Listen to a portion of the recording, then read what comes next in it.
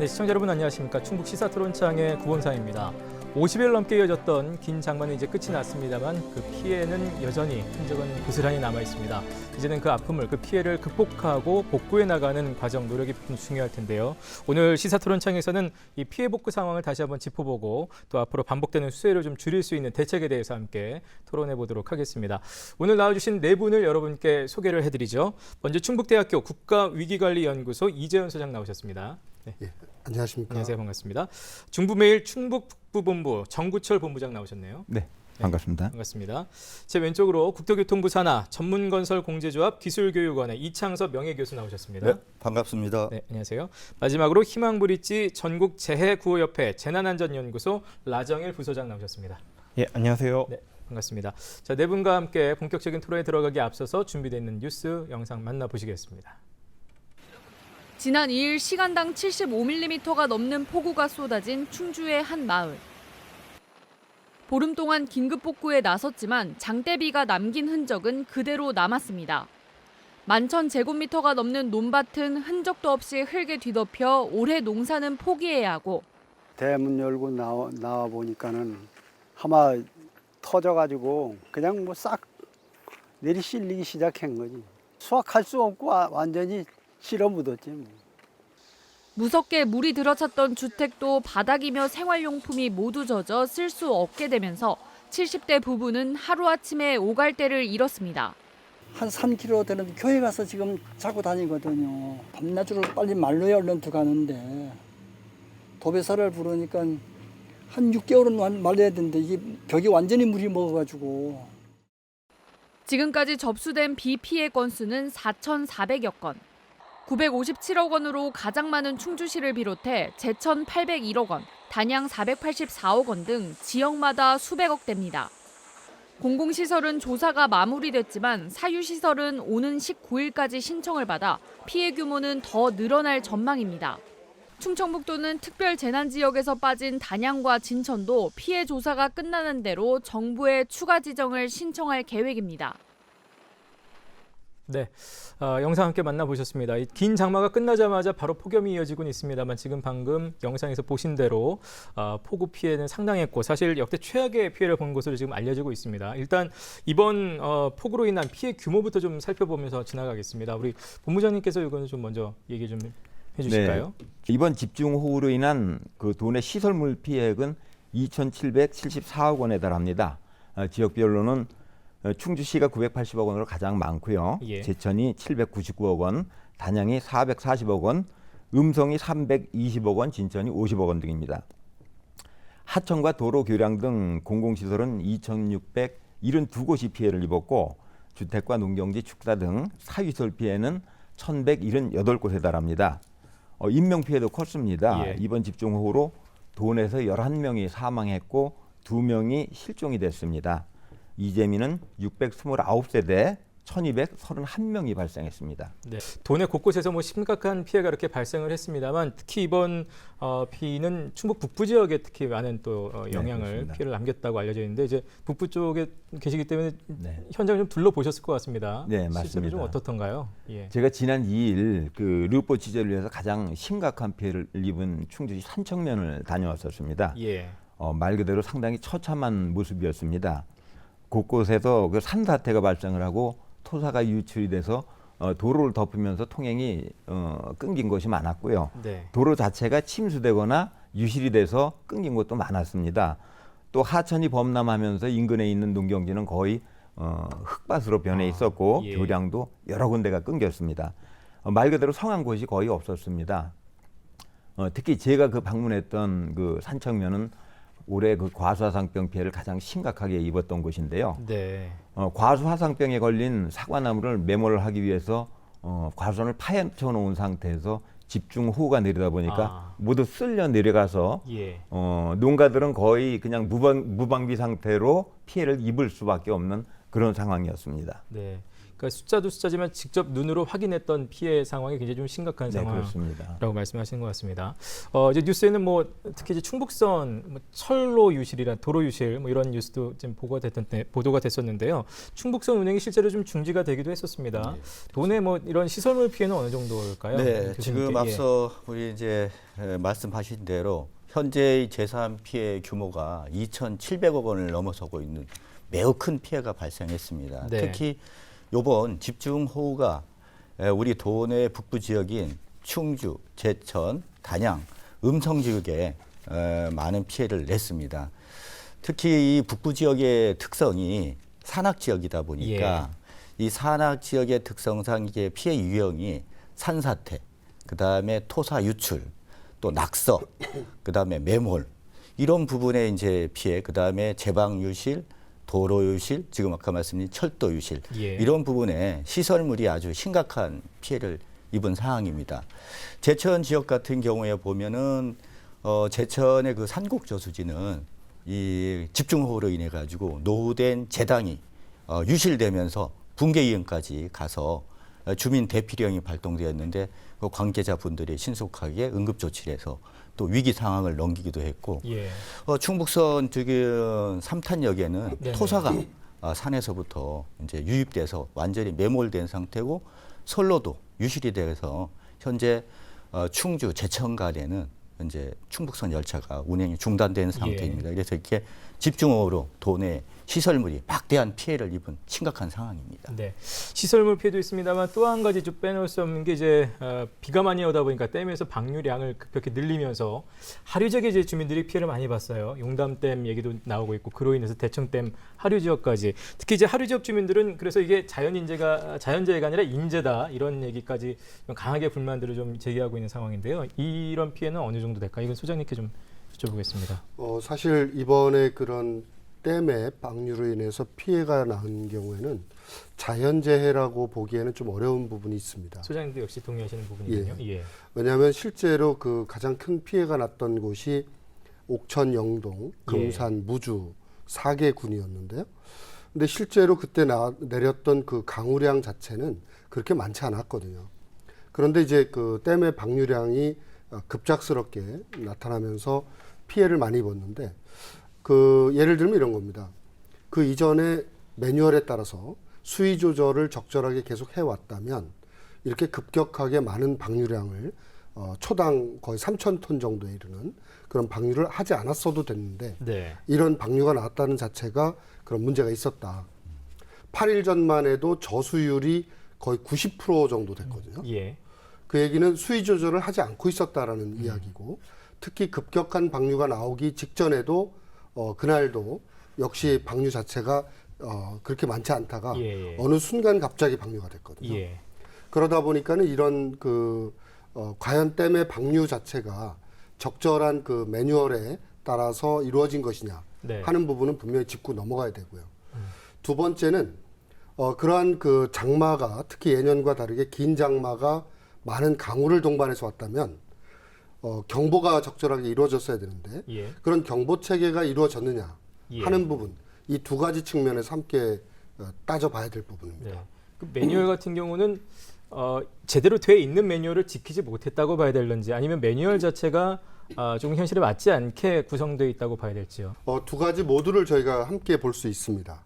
첫 번째는 기상이변 현상이 과거와 다르게 급격하게 이루어지면서 많은 강우가 동반돼서 나타났거든요. 특히 유례 없이 54일 가까이 비가 내리고 한 것도 없었고 그렇다면 이제 과거 기후변화나 지구온난화 현상을 예측하지 못한 상태에서 만들었던 매뉴얼을 갖고 있었던 것도 문제고 두 번째는 그러한 변화가 있을 때에 거기에 따르는 정말 과거의 매뉴얼조차도 제대로 지켰느냐 하는 부분도 문제라고 보는 겁니다. 자, 올여름은 이렇게 기록적인 폭우로 참 많은 피해를 남겼습니다. 근데 해마다 반복된다는 표현을 써도 될 것 같습니다. 특히 이제 올해 같은 경우는 우리나라뿐만 아니라 중국에서도 어마어마한 좀 피해가 났었고 원인은 어디 있다고 일단 보시는지 네 분은 어떻게 생각하시나요? 이건 우리 부소장님 뭐 발언 못하셨으니까 먼저 드리겠습니다. 저는 기후 위기로 인한 자연 재난이라고 생각을 합니다. 현재 댐은 200년, 그리고 국가 하천은 100년에서 200년, 지방 하천은 30년에서 80년 빈도로 설계하고 있습니다. 하지만 또한 그리고 환경부에서는 이번 홍수가 500년 빈도 홍수라고 말했습니다. 하지만 댐, 하수도, 그리고 홍수 예보 체계, 물 관리 계획 등이 바뀐 기후 변화 등을 반영하지 못했습니다. 계획 홍수위와 달리 아까 이재현 소장님께서도 지적하신 것처럼 홍수기 제한 수위는 사실상 조절이 가능합니다. 예. 농업 용수 등 이수가 중요하다 보니 댐의 치수 공간이 줄어들어서 운영하는 측에 어려움이 있는 것도 사실이지만 앞으로는 이러한 것들을 정확한 수요 예측을 통해서 그리고 적정 용량을 확보한 뒤에 탄력적으로 운용해야 피해를 줄일 수 있을 것 같습니다. 예. 다른 분들은 어떻게 생각하십니까? 예, 예, 소장님. 저도 이제 그 라자엘 부소장님 말씀하신 게 맞다고 보고 있고요. 왜 그러냐면 이제 기존에 지금 말씀하신 것처럼 이 국가하천, 지방하천의 유지 보수하는 기준이 좀 다릅니다. 근데 어찌되었든 이번의 경우는 이제 500년 빈도로 나타난 그 홍수거든요. 그만큼 기록적인 그렇습니다. 폭우라는 뜻이죠. 그런데 이제 거기에 대해서 우리 국가가 관리하고 있는 또 지자체가 관리하고 있는 하천이나 저수지나 보나 뚝이나 이런 부분들은 과거 100년 빈도에 맞춰서 이제 유지 보수되어 있었고 특히 그 중에서도 그 저수지의 경우에 우리 충북만 하더라도 거의 뭐 70-80% 이상이 50년 이상 된 저수지들이거든요. 네. 그리고 관리 체계 자체도 농어촌 공사에서 하는 경우는 뭐 제대로 하고 있다고 보는데 지자체의 경우는 관리할 수 있는 인력이나 예산이나 이런 부분이 거의 없다 보니까 방치 상태에 놓여 있고요. 예. 또 갑작스럽게 긴 장마에 많은 비가 내리니까 하천의 제방이 유실되고 붕괴되고 하는 거거든요. 그러면서 이제 그 우리 농촌이 갖고 있는 인구 사회학적인 특성들이 있습니다. 그게 뭐냐면 우리가 초고령 사회라고 하면 만 65세 이상 인구가 20% 이상일 때 초고령 사회라고 하는데 우리 농촌의 실상을 보면 만 65세 이상 인구가 60%가 넘어가는 초초고령 사회. 예. 그러다 보니까 아무래도 수해가 났을 때 수해 피해 자체가 커질 수밖에 없는, 즉 인지 능력이라든지 대피 능력의 이런 면에서 봤을 때 쉽게 지금 SNS나 이런 경보가 와도 예. 이분들이 이게 어떤 의미가 있는지 이런 파악이 어렵거든요. 예. 그래서 이 물리적 측면에서의 자연재난의 초대형 자연재난화 현상과 예. 인구사회학적인 측면에서의 대처 능력의 미흡, 그리고 경보체계라든지 이런 부분들이 적절하지 않은 이런 게 이제 복합적으로 이루어지면서 예. 문제들이 발생하고 있고 저는 이게 매년 반복적으로 나타날 거다라고 보고 있습니다. 네. 다른 분 혹시 뭐 또 다른 측면의 원인을 좀 네, 본부장님. 지금 두 분이 말씀을 하셨다시피 그 기상이변은 인력으로 막을 수는 없을 예. 겁니다.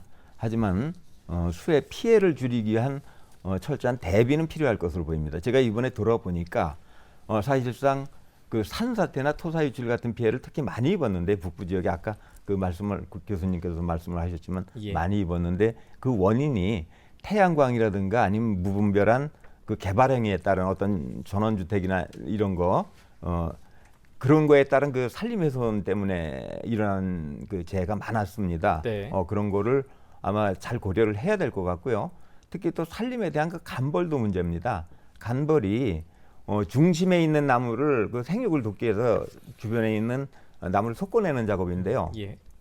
이게 좀 과도하게 베어내다 보니까 산에서 물을 제대로 머금지를 못해서 많은 비가 올 경우에 그냥 씻겨 내려가서 산사태나 토사 유출 같은 현상이 일어나서 이번에 피해를 많이 입었습니다. 예. 이런 점도 상당히 고려를 해야 될 것으로 보입니다. 사람의 힘으로 계획으로 분명히 또 어느 정도 막을 수 있는 부분들을 놓치고 간 부분들이 있다는 걸 지금 계속해서 짚어주시는 것 같습니다. 교수님은 어떻게 보시나요? 네, 그 아까 이재현 교수님 말씀하신 용담댐 그 수위 관련은 참 우리가 많이 검토해볼 사항입니다. 네네. 이 용담댐은 이제 다목적 댐입니다. 이게 다목적이라는 거는 여러 가지 기능을 복합적으로 가지고 있다는 얘기가 되겠죠. 예. 그래서 이제 이 댐의 우리가 기능을 살펴보면 제일 먼저 이제 홍수를 조절하는 기능, 네. 그 다음에 우리가 이제 생활이나 이런 거 필요할 때 용수를 공급하는 농업용수, 공업용수, 용수 공급 기능, 또 저수댐 불로 수차를 돌려서 발전을 하는 이 발전 기능, 이게 이제 주요한 기능이고 이 외에도 여러 가지가 있습니다만은 관건은 이 목적을 어떻게 우리가 조화시켜서 네. 이 부분을 효율적으로 운영해야 하는가가 매우 중요합니다. 근데 이 부분의 수위 조절을 어떻게 하는가 이 부분 한번 예를 들어보면 예를 들어서 댐의 수위를 낮추게 되면 홍수는 조절은 유리해집니다. 반면 우리가 또 가뭄도 하나의 재해일 텐데 가뭄 시에는 용수를 공급할 수 있는 대처 능력이 떨어지게 됩니다. 예. 이런 부분에 대한 어떤 조화를 하는 게 굉장히 중요하고 또 우리가 이제 기후 변화로 인해 가지고 겪어보지 못한 이런 폭우가 내렸을 때 댐으로 들어오는 유입량들이 엄청나는데 이런 부분에 대해서 수위를 어떻게 우리가 적절하게 조절하느냐 예. 이런 부분에 대한 건 우리가 한번 연구 검토가 굉장히 예. 필요한 부분입니다. 그래서 그거에 대한 지금 아까 기존의 매뉴얼이 예, 있을 수 예. 있지만 그런 매뉴얼에 대한 개정 음. 또 어떤 새로운 이런 기상 변화에 대비한 댐 운영 방안, 어떤 최적화할 수 있는 방안에 대해서 우리가 심도 있게 이런 부분은 향후 굉장히 연구하고 중요한 부분이라고 보여집니다. 돌아보고 그 부분에 대해서도 저희가 한번 정말 이창숙 교수님 말씀대로 고민을 해야 되는데요. 남한강 수계나 이제 북한강 수계는 한강 홍수 통제소하고 긴밀하게 연계를 맺으면서 수위 조절을 해나가고 있거든요. 그게 이제 수도권의 그 안위와 깊은 관련이 있기 네네. 때문에 이제 그런데 그러다 보니까 이제 충주댐 방류의 경우도 그 홍수 통제소하고 관련을 갖고 있고 자칫 방류를 잘못하면 여주 이천 지역의 물에 잠기는 예. 상황이 되거든요. 근데 이제 용담댐의 경우에는 저희가 조금 더 고민을 해봐야 됩니다. 예. 왜냐하면 과연 그 의사결정, 방류 수위 조절을 어디까지 할 것이냐, 방류를 어느 시점에서 할 것이냐를 결정할 때 이 부분에서 그 피해를 볼 수 있는 지역의 주민들 네. 그리고 그 지자체가 의사결정 과정에 같이 들어가 주는 게 맞다고 보는 거거든요. 그렇죠. 근데 이제 그렇지 않고 어느 한 기관이 의사결정권을 갖고 있을 때는 자칫하면 그 기관의 이익과 관련해서 예. 판단을 할 수도 있게 됩니다. 그래서 이제 그런 부분에서는 이런 댐 관리, 특히 방류나 수위 조절과 관련해서도 거버넌스 체계를 좀 도입하는 게 필요하다. 예. 이런 의견을 좀 드리고 싶습니다. 네, 예. 맞는 말씀입니다. 원인을 좀 살펴보다 보니까 분명히 우리가 좀 돌아봐야 될 지점들이 많이 보이는 것 같습니다. 일단 이제 수해가 지나갔고 이제 복구를 하는 것이 굉장히 중요할 텐데 응급 복구라고 해야 될까요? 지금 상황은 어느 정도나 좀 진행이 된 상황일까요? 예, 네, 교수님. 지금 응급 복구는 말 그대로 우리가 급한 대로 임시로 이제 예, 예. 복구한다는 얘기입니다. 그래서 이제 수해가 발생 즉시 지금 현재 장비 인력을 총 동원해서 전체적으로 보면 한 97% 정도 이제 복구가 되었고요. 현재 이제 나머지 부분에서도 현재 복구가 진행되고 있습니다. 예.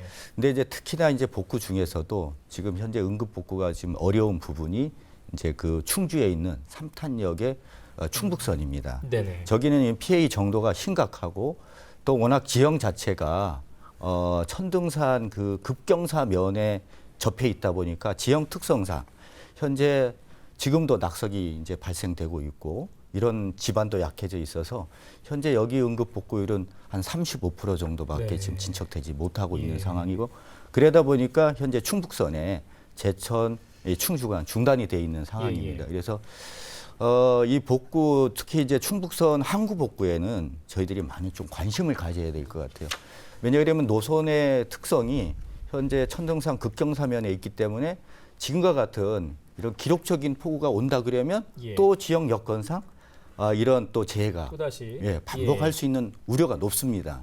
그래서 이런 부분에 대해서는 향후 장기적으로 어떤 재해가 발생하지 않는 이런 노선을 새로 우리가 이제 바꾼다든지 이런 노선 변경도 꼭 필요한 부분이라고 보여집니다. 네, 그럼 그런 뭐 철로 포함해서 도로 같은 시설물 같은 경우에는 복구하기까지 좀 더 시간이 걸린다라고 예상을 해야 특히 이제 되겠네요. 아마 철로가 예. 현재로서는 8월 말 정도로 이제 복구를 해서 9월에 예정된 운행을 재개할 걸로 돼 있습니다만은 예. 현장 여건에 따라 굉장히 변동이 많을 수 있을 걸로 보여집니다. 특히 이제 교수님 지적하신 그런 부분들까지 좀 세심하게 네. 고려를 한다면 더더욱 네, 그럴 그렇습니다. 가능성이 있겠네요. 네. 이제 도내 북부 지역에 이제 피해가 좀 많았는데 충주, 제천, 음성의 경우는 이제 특별 재난 지역으로 선포가 된 상황입니다. 여기 네네. 단양하고 진천이 지금 아직까지 빠져 있는 상황이라 이 부분도 좀 논란이 있습니다만 특별 재난 지역에 선포가 되면 수해 복구를 어떻게 좀 더 앞당길 수 있는 건가? 이거 항상 저희가 얘기가 나오면 여쭤보게 네네. 되는 건데요. 아무래도 많은 도움이 되겠죠. 예. 그 특별 재난 지역으로 선포가 되면은 해당 지자체는 그 중앙정부로부터 시설 복구에 대한 재정 지원을 받게 됩니다.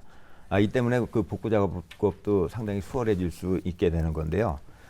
특별 재난지역 선포는 지자체하고 중앙피해 합동조사를 거쳐서 이루어지기 때문에 통상적으로 2주 이상이 걸립니다. 그런데 이번의 경우에는 3일 동안 긴급 사전 피해 조사를 통해서 상당히 소요 기간을 단축을 시켰습니다. 빨리 했다는 거죠. 예. 그렇습니다. 이게 이제 뭐 선제적인 지원을 통해서 신속한 복구에 나서겠다는 아마 정부의 의지가 담긴 거라고 봐야 되는데요. 네. 하지만 그냥 워낙 광범위하고 심각한 그 피해가 이루어지다 보니까 예산과 인력이 상당히 열악한 지자체로서는 사실 감당하기가 좀 어려운 상태입니다. 예. 이런 가운데 정부에서 지원을 해서 그 특별 재난 지역으로 지정을 해서 지원을 한다면 상당한 도움이 될 것으로 보입니다. 예.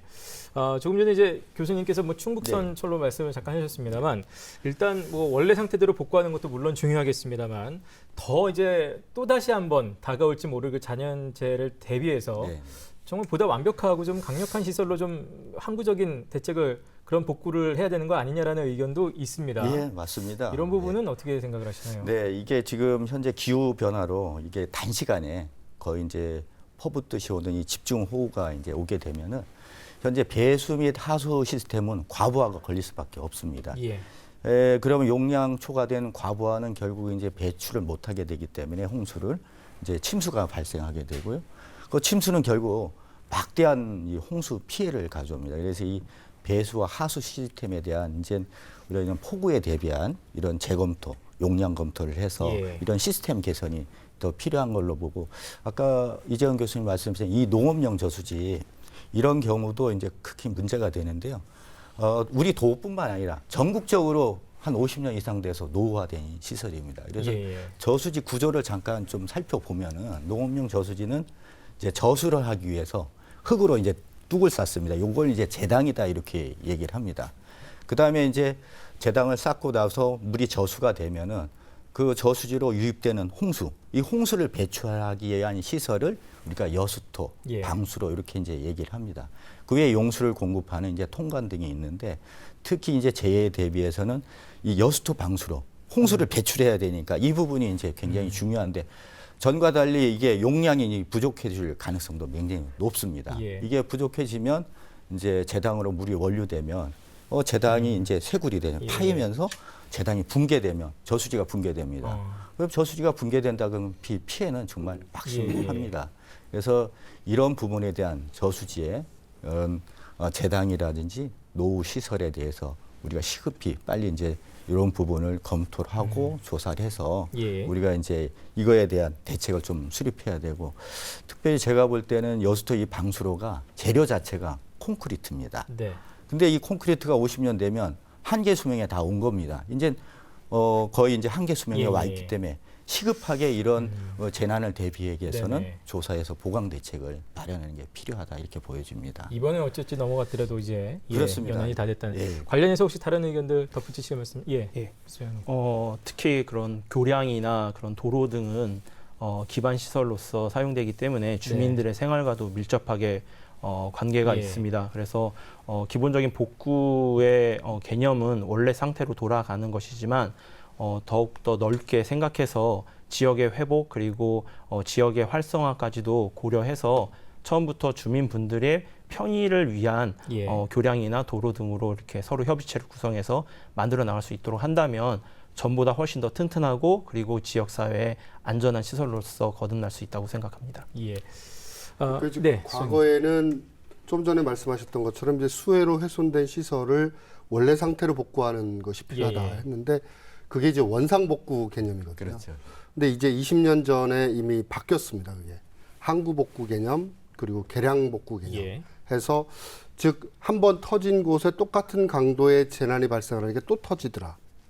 그렇기 때문에 그렇게 해서는 안 되겠다 해가지고 이제 그 개량복구, 항구복구로 바뀌었는데요. 이게 이제 오늘날 20년쯤 지난 지금 시점에 와서 그 항구복구 개념으로 갔을 때의 기준이 200년 빈도, 300년 빈도라면 최초의 100년 빈도에서 이제 200년, 300년 빈도로 늘린 것까지는 좋지만 아까 라정일 부소장님 말씀하신 것처럼 이번에 그 비 피해가 500년 빈도로 나타났다 하게 되면 이 역시 안 맞는 거죠. 따라서 이제 그거보다 훨씬 더 강한 새로운 유형의 초대형 자연재난을 염두에 두고 만들어야 된다는 거거든요. 예. 그래서 지금도 저희가 이제 슈퍼 태풍이다 이런 초대형 자연재난을 전문가들은 계속 상정하고 거기에 맞춰서 댐이나 저수지를 또 하천의 제방을 관리해야 된다고 보는 게 앞으로는 과거에 볼 수 없었던 하루에 일강우량 800mm 이상의 비들이 네. 올 것이다. 그러면 지금 시점에서 하루에 200mm가 와도 지금 산사태가 나고 예. 이번에 그렇지 않습니까? 하루 200mm 강우가 계속되니까는 이제 막 예, 무너지고 하거든요. 근데 이게 800mm 이상으로 가게 되면 이 감당을 못 하는 거죠. 예. 현재 우리 구조물들이. 특히 그 2002년도 태풍 루사 때 하루에 880mm가 왔거든요. 이런 현상이 앞으로 어디까지 갈 거냐라고 이야기하면 기상학자들의 경우는 하루 1000mm 이상 오는 슈퍼 태풍이나 이런 집중호우 현상이 나타날 거다. 그리고 1000mm 정도 왔을 때에 과연 우리 도내에 이걸 감당할 수 있는 수준이 어디까지 예. 갈까. 이런 부분들도 함께 고민을 좀 해야 될 부분입니다. 예. 정말로 중요한 기간 시설이라든지 철도라든지 또 저수지, 댐의 경우는 최악의 상황을 가정하고 예. 들어가는 게 필요하지 않는가 하는 말씀도 드립니다. 예. 저희가 이제 시설물 쪽 얘기를 해봤고 또 이제 살펴볼 부분 이제 수해로 피해를 입은 이재민들이 있었습니다. 충북 지역의 이재민 수는 어느 정도 됐고 또 이게 전국적으로 대비해봤을 때는 어느 정도 비율이 되는지 이건 본부장님께 좀 부탁드리죠. 네, 그 지난 1일부터 내린 집중호우로 전국에서 4,654세대 8,143명의 이재민이 발생을 했는데요. 네네. 충북에서는 주택 침수와 매물 등으로 인해서 이재민이 629가구 1,231명이 발생을 했습니다. 어제 기준으로 이 가운데 214가구 421명은 아직도 집으로 돌아가지 못하고 마을회관이나 학교, 경로당 이런 그 임시 거주 시설에서 수용되고 있습니다. 나머지는 응급복구를 통해서 귀가를 했거나 아니면 친인척 집에서 머물고 있는 것으로 파악되고 있습니다. 예. 인명피해는 전국에서 사망 37명, 실종 5명, 부상 8명이 발생을 했고요. 충북도내에서는 사망 11명, 실종 2명, 부상 2명이 발생했습니다. 우리나라 전체 피해를 감안할 때 이번 수해로 그 충북 도내에서 피해가 얼마나 컸나는 예. 것을 알 수가 있습니다. 예, 이재민 숫자만 비교해도 그렇게 좀 생각이 되네요. 오늘 저기 라부 소장님은 이제 저희가 희망 브릿지로 이제 소개를 해드렸는데 전국 구호 재고 협회죠 여기가. 예. 그래서 지금 현재 충북의 구호 활동은 어느 정도 진행되고 있는지. 구체적으로는 긴급 구호 키트 등의 구호 물품의 지원 그리고 예. 또 7.5톤의 대형 세탁 구호 차량을 긴급 파견해서 토사로 오염된 의류와 이불 등의 세탁 지원 활동과 함께 가구 정리 등의 힘을 보태고 있습니다. 8월 5일부터 9일까지 충주시 음성군, 제천시 등에 집중적으로 구호 지원 활동을 실시해 왔습니다. 예. 지금 이제 말씀 중에 긴급 구호 키트라고 말씀하셨는데요. 예. 이런 게 좀 궁금하더라고요. 구호 물품이 실제로는 어떤 것들이 전달되는지. 임시 대피소 생활에 필요한 뭐 매트리스, 예. 그리고 사생활 보호 실내 텐트, 생수 모포, 물티슈, 휴지 수건 등의 생활용품, 그리고 즉석밥, 컵라면, 통조리 등의 식료품, 그리고 체육복, 속옷, 양말 등까지 지원하고 있습니다. 충북 지역에는 총 88,071점의 구호 물품을 지원했습니다. 구체적으로는 충주에 26,000여 점, 영동에 약 2만여 점을 비롯해서 제천, 단양, 청주, 진천, 음성, 괴산, 증평, 옥천에 지원 및 전달되었습니다. 예, 지금 뭐 구체적으로 조금 구호 키트 같은 것도 언급을 해주셨는데요. 아까 정본부장님 같은 경우 이제 피해 상황 지역을 좀 직접 둘러보셨으니까요. 예, 예. 그런 물품도 아마 옆에서 보셨을 것 같습니다. 근데 맞습니다. 예. 실질적으로 이재민들 보고했을 때 현장에서 정말로 필요한 것들은 어떤 거라고 생각을 하시나요? 뭐 일단은 조속한 원상 복구가 중요하기 때문에 예. 그에 대한 지원이 가장 필요합니다. 예. 그리고 주택 파손이나 도로 유실 등에 대한 그 응급 복구 작업은 그래도 장비 지원이라든가 인력 지원을 통해서 어느 정도 지금 응급 복구는 완료가 된 상태입니다. 그렇지만 농경지 유실 같은 그 개인적인 사유시설 피해는 아직까지 손님끼리 미치지 못하고 있는 게 사실입니다. 문제는 그 개인이 복구를 감당하기가 상당히 어렵다는 점입니다. 예. 물론 그 민관군이 힘을 합쳐서 복구 지원에 나서고 있지만 아직까지는 사유시설 피해는 손길이 미치지 못하고 있는 것이 너무 많습니다. 이렇기 때문에 그 수재민들은 그 수해 지원금 현실화와 중장비, 임차대 지원 등을 정부나 지자체에 요구하고 있습니다. 예. 또 이재민들이 그 응급 복구를 통해 가정으로 돌아왔더라도 당분간 정상적인 생활을 하기 힘들 것으로 그렇죠. 보입니다. 예, 예. 이들이 또 그 이재민들이 집단 수용을 하다 보니까요. 수인성 전염병이나 코로나19 확산 같은 게 상당히 우려가 됩니다. 이에 대한 철저한 방역도 필요할 것으로 보입니다. 지금 각 그 시군에서는 서울이나 경기 등 다른 데 자치단체에서 그 복구 지원을 위해서 오는 봉사활동을 정중히 거절하고 있습니다. 코로나19가 혹시 확산될까 봐 우려하기 때문입니다. 그렇군요. 이제 자연스럽게 이렇게 복구 얘기가 나오면 이제 재난지원금으로 이제 눈길이 가지 않을 수 없습니다. 뭐 피해가 클 경우는 가구당 5천만 원이 상한선이다 이렇게 얘기도 나오고 있고, 뭐 지자체별로 지금 제천 같은 경우는 확인된 가구에 이제 지원금을 먼저 지급했다는 뉴스도 저희가 지금 하고 있는데, 금액이 좀 현실적이지 않다라는 지적들이 분명히 아직까지 좀 있습니다. 이 부분은 어떻게 생각하시나요? 이건 네, 부소장님께 먼저 좀 드릴까요? 예, 그 5천만 원의 재난지원금 상한선은 자연재난조사 및 복구계획 수립 지침에 근거해서 정부나 지자체에서 지원되기 때문에 정책적으로 충분한 연구 검토가 이루어져야 된다고 생각을 합니다. 그래서 획일적으로 그런 지원금 상한선인 5천만 원이 금액이 많고 적음을 좀 이야기하는 것은 좀 어렵다고 생각을 합니다. 충북도청에서도 말했듯이 재난지원금은 복구비가 아니라 피해를 입은 도민에게 지원 차원에서 지급하는 것이라고 합니다. 그래서 더불어서 사실은 풍수해 보험 가입을 통한 네. 복구 정책의 기조가 따라야 되지 않을까 생각을 합니다.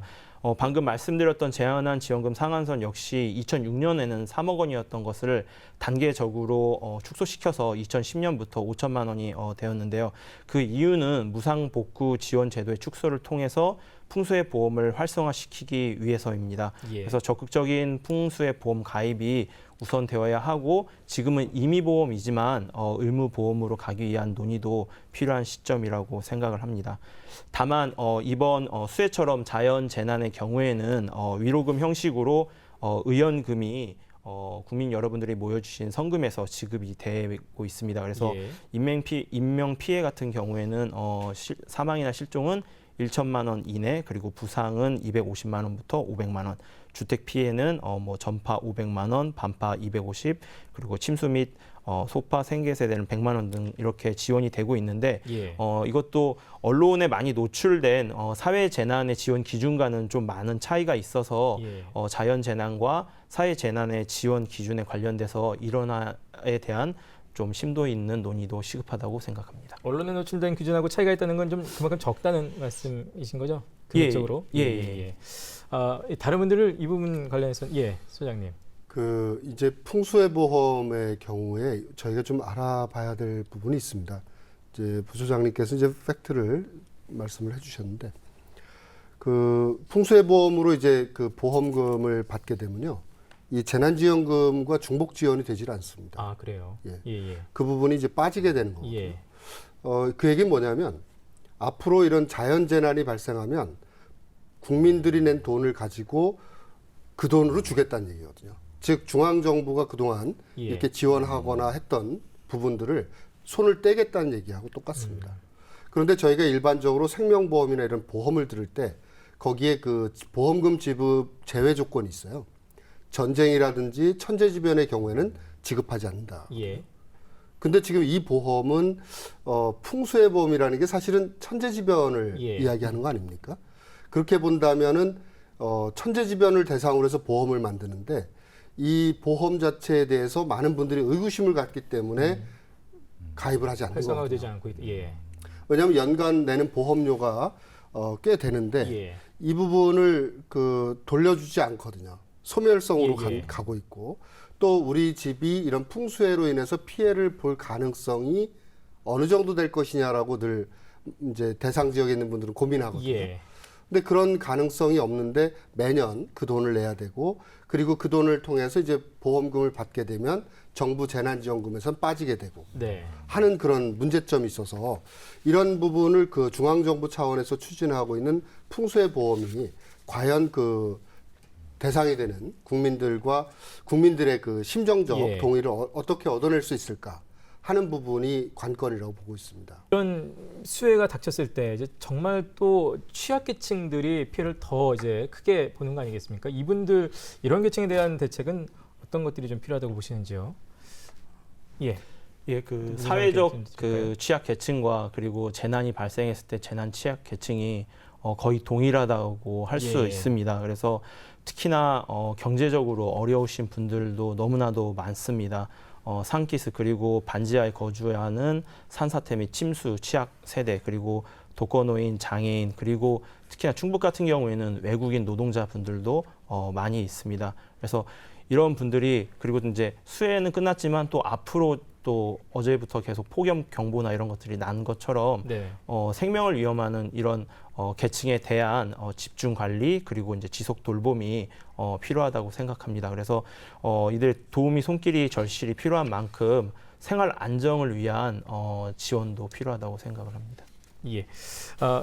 나오신 김에 뭐 혹시 이 방송 보시면서 좀 기부를 해야 되겠다, 좀 봉사를 해야 되겠다 생각하시는 분들이 있으시다면 어떻게 좀 접근을 연락을 하면 될까요? 수해 피해 돕기 성금 모금은 계좌이체 후원과 그리고 한 통화당 3,000원이 기부되는 ARS 전화 060-701-1004번 그리고 샵 0095로 문자로 보내면 한 건당 2,000원씩 기부되는 문자 기부로 동참할 수 있습니다. 그리고 아까 자원봉사 활동도 말씀해 주셨지만 예. 자원봉사 활동에 대해서는 충북 자원봉사센터로 연락을 주시면 되겠습니다. 예. 고맙습니다. 네, 많은 분들 함께해 주셨으면 좋겠습니다. 자, 뭐 꼭 전문가들의 말이 아니더라도 기록적인 폭우 올해로 그치지 않고 뭐 앞으로 더 큰 이런 비가 오지 않을까 당연히 생각하는 게 인지상정일 것 같은데 이런 유사한 피해를 다시 겪지 않으려면 결국 어떤 대책들을 세워야 될지 다시 한번 좀 짚어보도록 하겠습니다. 이분께 우리 본부장님 먼저 드릴까요? 네, 기상 이변을 막을 수는 없지만은 사전 대비를 통해서 피해 정도를 최소화할 수 있다고 봅니다. 상수 피해 지역에 대한 철저한 점검과 정비가 뭐 당연하겠고요. 예. 이번 피해 가운데 특히 낙석이나 토사 유출, 뭐 산사태 같은 피해가 상당히 컸습니다. 예. 아까 앞전에 말씀을 드렸다시피 무분별한 개발 행위를 좀 지양을 해야 되겠고요. 예. 산림 감벌에 대해서도 좀 더 신중을 기할 필요가 있다고 봅니다. 특히 이번 그 용담댐 사태에서 보듯이 하천 관리와 댐 관리를 좀 유기적인 관계로 설정을 할 필요도 있다고 생각을 합니다. 예. 특히 이번엔 이제 도심 지역보다도 산간 지역에 이렇게 피해 좀 굉장히 컸습니다. 예, 다른 분들 교수님. 네. 지금 이제 우리가 앞으로도 이제 기후 변화에 따라서는 이 국직성 호우가 계속될 거라는 잦을 거라는 그 전망이 되고 있습니다. 그래서 이제 이 시설물 쪽은 이런 국직성 호우에 대비하기 위한 어떤 규모를 갖춰야 됩니다. 그래서 우리가 이제 이런 홍수 예방 수공 구조물, 물과 관련된 시설물이 이제 수공 구조물이라고 하는데 이런 수공 구조물의 이제 설계 기준을 우리가 설계 빈도라는 말을 우리가 이제 쓰고 있습니다. 그래서 설계 빈도는 뭐냐 이러면 일정 기간 동안에 이제 내릴 수 있는 최대 강우량을 확률적으로 계산을 하게 됩니다. 그래서 우리가 통상 10년 빈도 그러면 10년 중에 내릴 수 있는 최대 강우량을 확률적으로 몇 미리 이렇게 이제 나타내거든요. 근데 10년 빈도보다는 20년 빈도가 최대 강우량이 높게 됩니다. 20년보다는 30년 이렇게 연도가 높을수록 이제 최대 강우량은 늘어나기 때문에 그 높은 연도의 빈도를 적용하게 되면 우리가 이제 홍수 재해 시설의 용량도 커지고 또 규모도 크게 되고 결국 재해 좀 안전 쪽으로 가게 된다는 거죠. 그래서 이제 정부도 그런 국지성 이제 호우에 대비하기 위해서 앞선도 교수님이나 우리 소장님께서도 말씀해 주셨습니다만 일부 설계 빈도를 500년까지도 높이고 있고 이제 진행 중에 있습니다. 그런데 이 부분도 아직 안 된 부분도 상당히 많이 있습니다. 그래서 이런 부분에 대한 설계 빈도를 강화해서 규모나 용량도 좀 우리가 늘리는 게 필요하겠다. 근데 이제 이렇게 강화된 기준은 새로 건설되는 신규 구조물에는 적용이 됩니다. 근데 문제는 기존 구조물은 과거 기준으로 돼 있다는 것이죠. 그래서 과거 지금 지어진 현재의 시설물들은 재해에 취약할 수밖에 없습니다. 이런 부분에 대해서 우리가 좀 조사를 빨리 해서 취약 부분이 어디인가 그러면 그거에 대한 보완 대책을 이런 폭우에 대비해서 시급히 마련해서 조치하는 게 필요하다고 이렇게 보여집니다. 지금 말씀하신 부분은 일종의 뭐 일회용 뭐 땜질식 처방이 아닌 일종의 항구적인 대책에 그렇습니다. 예, 포함될 것 항구적으로. 같습니다. 네, 예. 네. 뭐 다른 분들은 덧붙이실 시장님 먼저. 그 좀 전에 이창섭 교수님 말씀하신 것처럼 그 현상이 이미 이번 폭우에 반영이 돼서 나타났거든요. 예. 이번에 무너진 저수지들이 전부 다 50년 이상 된 저수지들이 무너졌습니다. 그 얘기는 이제 앞으로 세월이 갈수록 이 과거에 만들어졌던 저수지들이 노후화되면서 이제 무너져 내리고 있거든요. 그런 면에서 보면은 이게 단기간에 어떤 항구 복구를 한다는 거는 힘들고 예. 앞으로 30년이면 30년, 20년이면 20년의 기간을 두고 기존에 있었던 하천이나 저수지라든지 보호 이런 부분들에 대한 그 보강 작업이 진행이 돼야 되는 게 필요하다 이렇게 생각합니다. 예. 뭐 덧붙이실 말씀. 예. 시장님. 저는 그 지역 레질리언스 향상의 관점에서 말씀을 드리고 싶습니다. 가을 태풍이 다시 발생할 가능성이 매우 높습니다.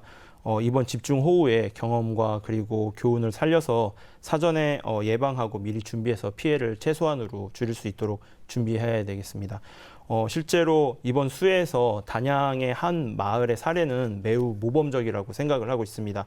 평균 연령이 65세인 단양의 한 마을에서는 모든 주민이 협력해서 마대로 뚝을 쌓아서 하천이 범람하는 것을 성공적으로 막았습니다. 예. 지자체에 의존하지 않고 마을 스스로가 지킨다는 의식으로 주민분들이 하나된 힘으로 수해를 극복하였습니다. 여기에는 사실 1988년에 수해 경험이 도움이 되었다고 생각을 합니다. 이러한 것들을 좀 전국적으로 널리 알려져야 하지 않을까 생각합니다. 예. 오늘 이제 토론하면서 댐 운영 관련해서 매뉴얼 얘기를 저희가 잠시 했었는데 혹시 재난 대응 매뉴얼 이것 자체도 이제 어떤 기준을 좀 새롭게 세워야 되는 거 아니냐라는 의견들도 있습니다. 이 부분에 대해서 혹시 의견 주실 분 있으시면 듣고 마치겠습니다. 예, 예, 이 매뉴얼이 이제 과거 기준을 갖고 만들어진 거거든요. 특히 그 참여정부 때 주로 매뉴얼들의 그 초안들이 만들어져서 그게 지금까지 이어져 오고 있는데 그 당시 기후 현상하고 현재 현상이 또 달라졌습니다. 예. 즉, 강우량의 기준도 달라졌고 특히 이번 같은 경우는 호우주의보나 호우경보 자체가 무의미한 그런 상황이었습니다. 왜냐하면 호우경보도 3시간 동안에 90mm 이상 예. 그리고 12시간 동안 이상의 180mm 이상이 오면 호우경보를 발령하는데 이번에는 1시간에 90mm 이상이 오니까 이 경보를 발령한다는 의미가 없어질 정도로 기상현상이 바뀌었거든요.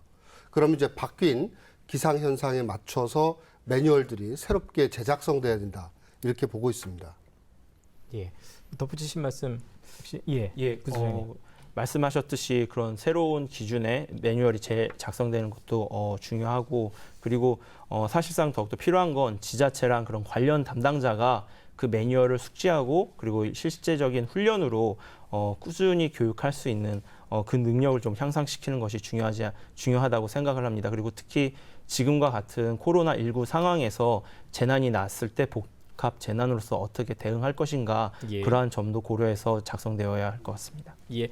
자, 오늘 뭐 짧은 시간이지만 저희가 다시 한번 좀 짚어봤습니다. 마지막으로 못다 하신 말씀 짧게 들으면서 마치겠습니다. 우리 본부장님부터 짧게 부탁드립니다. 네, 무엇보다 시급한 수해 복구가 우선입니다. 다행히 민관군이 복구 작업에 적극 동참하고 있어서 응급 복구는 거의 완료가 된 상태입니다.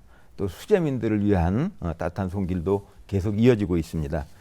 하지만 완전한 복구를 위해서는 아직도 많은 시간이 소요돼야 될 것 같고요. 네. 또 수재민들이 정상적인 생활을 하기까지는 아직도 많은 기간이 또 필요할 것 같습니다. 끝까지 관심을 갖고 지원에 나서야 할 것으로 보입니다.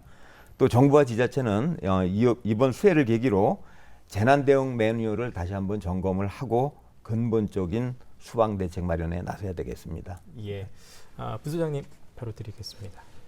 예, 재난 상황에서 구호 기관인 지자체 그리고 구호 지원 기관 등이 사전에 준비하지 않으면 현장에서 관리는 쉽지 않습니다. 특히나 이번에 코로나19로 충북 지역에서도 그런 지역 감염이 심하지 않았기 때문에 그리고 중산간 지역이기 때문에 그런 것들이 이슈화되지 않았을 뿐이라고 생각을 합니다. 이번 수에서 실제적으로 그 사례를 보면 초기에 급한 마음과 그런 당황스러움으로 실내 텐트의 거리 유지 등의 방역 지침이 지켜지지 못한 부분 등이 있었습니다. 그래서 코로나19 상황에서의 수해 대응 그리고 구호 지역 복구가 이루어졌으면 합니다. 이상입니다. 진석 네. 교수님. 예. 지금 응급 복구 이제 항구 복구까지는 참 갈 길이 멉니다. 예. 그래서 이제 아까 이제 우리 이재영 교수님 말씀하셨지만 이런 매뉴얼의 정비도 또 필요하고 네. 또 어떻게 보면 실제적으로는 예산이 굉장히 중요합니다. 예. 이 복구를 위해서 그런 예산부터 조사 설계 또 시설물의 변경된 기준으로는 착공, 준공까지 참 갈 길이 멉니다. 그래서 이건 장기적인 예. 우리가 관점을 가지고 차근차근 우리 이런 재해에 대비할 수 있도록 준비하는 게 필요하다고 보여집니다. 예. 마지막으로 이재현 소장님. 예. 이제 우리 국가적인 차원에서 봤을 때 재난관리 정책 패러다임의 혁신이 있어야 되는 시점이라고 보고 있습니다. 예. 이번에 단적으로 나타났지만은 앞으로 이러한 현상이 계속될 거라고 보고 있고요. 그런 면에서 보면 저희가 세 가지 측면에서 간단하게 말씀드릴 수 있는데 첫 번째는 기상이변 현상이 가속화되고 있다. 예. 두 번째는 사회 구조적인 면에서 도시화 현상이 급속도로 이루어지면서 농촌의 황폐화 현상이 이루어지고 있고 인구학적인 측면에서 보면은 고령화 사회가 초고령화 사회로 지금 가고 있다. 이런 세 가지가 지금 어울리고 있거든요. 예. 함께 맞물려 들어가고 있기 때문에 그런 면에서 봤을 때의 재난관리 정책의 패러다임이 이제 혁신을 가져와야 될 시점이라고 말씀드릴 수 있겠습니다. 예. 자, 오늘 토론 함께해 주신 네 분께 다시 한번 감사드리겠습니다. 고맙습니다. 네, 감사합니다. 자, 수해 복구는 이제 막 시작이 됐습니다만 바로 이어서 폭염도 이어지고 있고 가을 태풍에 대한 예보도 있습니다. 더 이상의 제2의 피해가 발생하지 않도록 또 수해 복구가 신속하게 이루어질 수 있도록 모두의 지혜와 힘이 좀 함께 모아져야 될 시점이 아닌가 생각이 됩니다. 충북 시사 토론장 오늘 토론은 여기서 마치도록 하겠습니다. 시청해주신 여러분 고맙습니다.